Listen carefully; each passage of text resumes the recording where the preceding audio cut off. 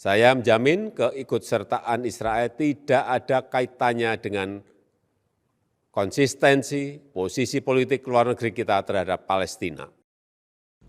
Syederalun Presiden Joko Widodo angkat bicara terkait polemik keikutsertaan Israel dalam Piala Dunia U20 yang digelar di Indonesia pada Selasa 28 Maret 2023.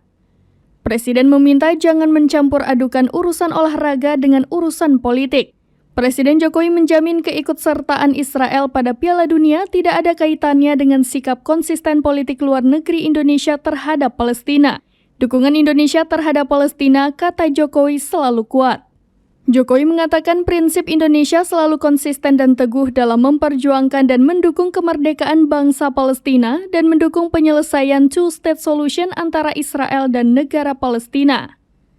Presiden menjelaskan bahwa Indonesia menjadi tuan rumah Piala Dunia U20 melalui proses bidding dan seleksi panjang. Indonesia menyisihkan dua negara lain yang masuk dalam kandidat tuan rumah, yakni Brasil dan Peru. Saat terpilih menjadi tuan rumah, kata Jokowi, Indonesia belum mengetahui siapa yang akan menjadi tim peserta karena masih dalam proses prakualifikasi. Kepastian timnas Israel lolos seleksi Piala Dunia U20 baru diketahui pada bulan Juli 2022. Dan dalam urusan Piala Dunia U20 ini, kita sependapat dengan Duta Besar Palestina untuk Indonesia bahwa FIFA memiliki aturan yang harus ditaati anggotanya.